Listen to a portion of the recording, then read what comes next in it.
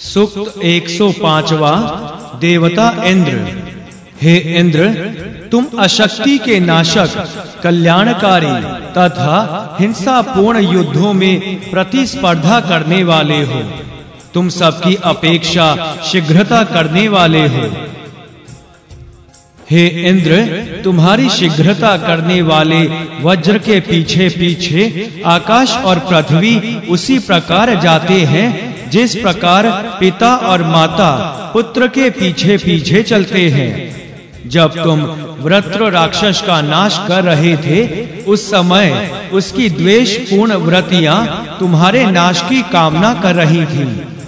जब तुम वृत्र का नाश कर रहे थे, उस समय यहाँ प्रेरित होने वाली रक्षक शक्तियां तुम्हें अप्रतिहित में होने वाला वृद्धा अवस्था से रहित रथियों में उत्तम शीघ्र विजय प्राप्त करने वाला अपराजय एवं वृद्धि करने वाला बना रही थी। जो इंद्र मनुष्यों के राजा, सेनाओं को पराजित करने वाले, वृत्र के हंता, ज्येष्ठ एवं रथों के द्वारा मंत्रकर्ता के सामने जाने वाले हैं, मैं ऐसे इंद्र की स्तुति करता हूँ। हे पुरुहनम ऋषि, इंद्र की सत्ता स्वर्ग और अंतरिक्ष में है। क्रीड़ा के लिए हाथ में लिया हुआ इंद्र का वज्र सूर्य के समान दर्शनीय है। तुम इस यज्ञ में उन्हीं इंद्र को सुशोभित करो। सूक्त 106वां। देवता इंद्र। हे इंद्र, तुम्हारा बल बुद्धि से वर्ण करने योग्य है। तुम्हारा बल कर्म रूपी वज्र को तीव्र करता है। हे इंद्र, आकाश तुम्हारा वीर्य है तथा जल और पर्वत तुम्हें प्रेरणा देते हैं। पृथ्वी तुम्हारे द्वारा ही अन्न की वृद्धि करती है। हे इंद्र, सूर्य, वरुण, यम और विष्णु तुम्हारे प्रशंसक हैं। वायु के पीछे चलने वाला दल तुम्हें हर्ष प्रदान करता है। सूक्त 107वां। देवता इंद्र और सूर्य। कर्म करने वाले इंद्र के लिए सभी प्रजाएं उसी प्रकार झुकती हैं जिस प्रकार समुद्र के लिए सभी नदियां झुककर चलती हैं। इंद्र ने आकाश और पृथ्वी को चर्म के समान लपेट लिया था। यह इंद्र का महान पराक्रम है। इंद्र ने क्रोध में भरे हुए वृत्र राक्षस के शीश को अपने 100 धारों वाले एवं रक्त वर्षक वज्र के द्वारा काट दिया था। ये इंद्र शक्तिशाली, धन संपन्न तथा सभी लोकों में श्रेष्ठ हैं। ये उत्पन्न होते ही शत्रु का वध करते हैं।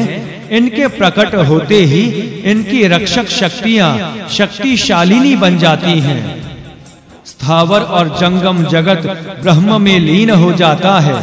शक्तिशाली शत्रु दासों को त्रास देता है। वेतन पाने वाले सैनिक युद्धों में इंद्र की ही प्रार्थना करते हैं। ये वीर जन्म के संस्कार तथा युद्ध की दीक्षा लेने के कारण त्रिजन्म अर्थात 3 बार जन्म लेने वाले कहलाते हैं। इन वीरों को स्वादिष्ट पदार्थों वाला बनाओ। हे इंद्र, तुम इन वीरों में प्रवेश करके संग्राम में तत्पर बनो। हे वीर इंद्र, तुम प्रत्येक युद्ध में धनों को जीतते हो। जो ब्राह्मण तुम्हारी स्तुति करें, उन्हें तुम शक्तिशाली बनाओ। जो पुरुष दूसरों के सुख के अवसर पर दुख देते हैं, वे तुम्हें प्राप्त ना हो। हे इंद्र, रणभूमि में हम तुम्हारे द्वारा ही अपने विरोधियों की हिंसा करते हैं। मैं अपने तप के द्वारा सिद्धि प्राप्त वचनों से तुम्हारे आयुधों को प्रेरित करता हूँ तथा पक्षियों के समान वेग वाले तुम्हारे बाणों को तीक्ष्ण बनाता हूँ।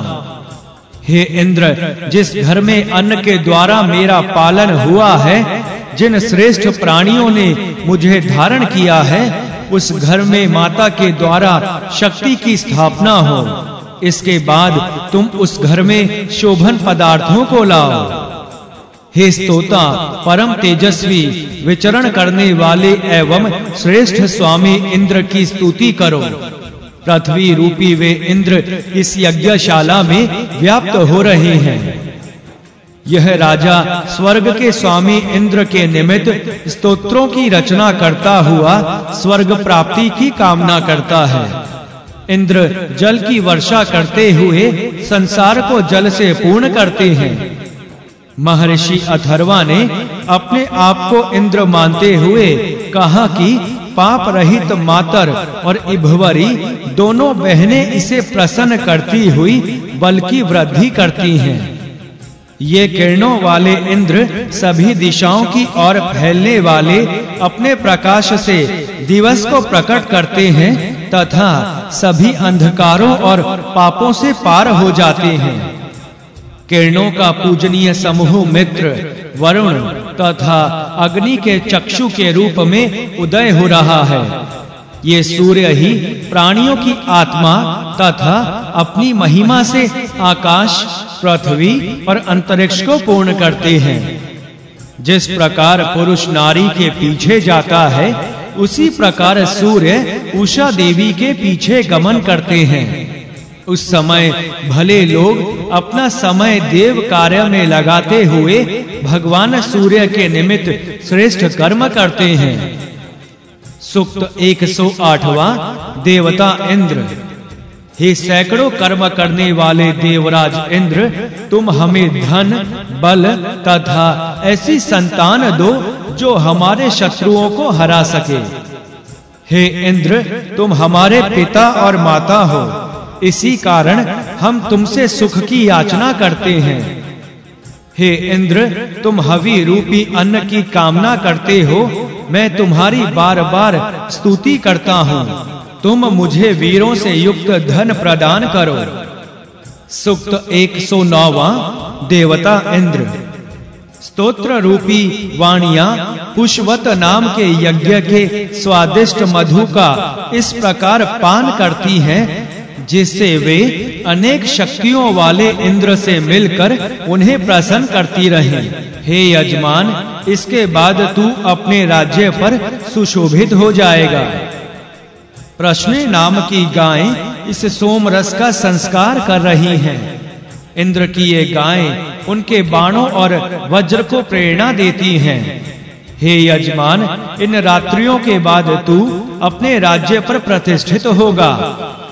वाणियां हवि के द्वारा इंद्रदेव का पूजन करती हैं तथा यजमान के महान व्रत इंद्र से मिलते हैं।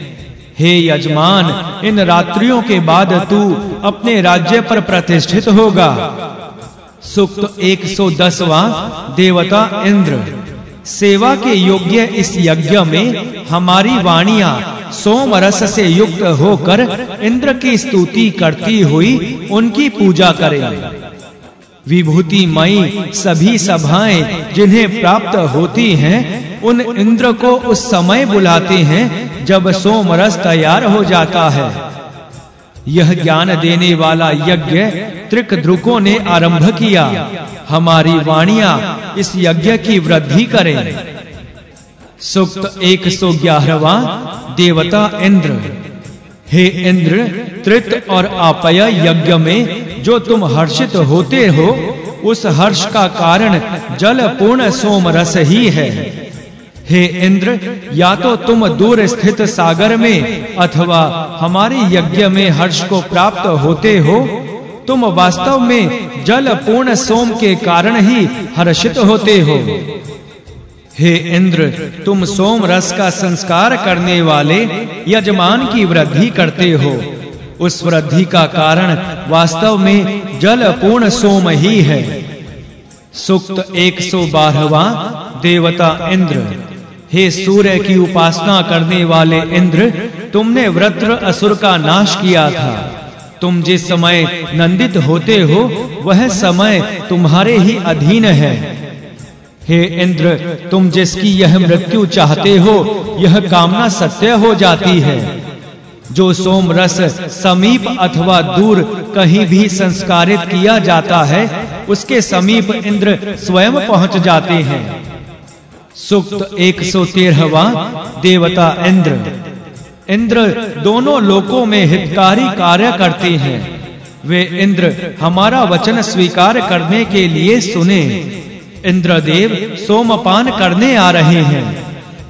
वे इंद्र कामनाओं की वर्षा करने वाले तथा अपने तेज से तेजस्वी हैं।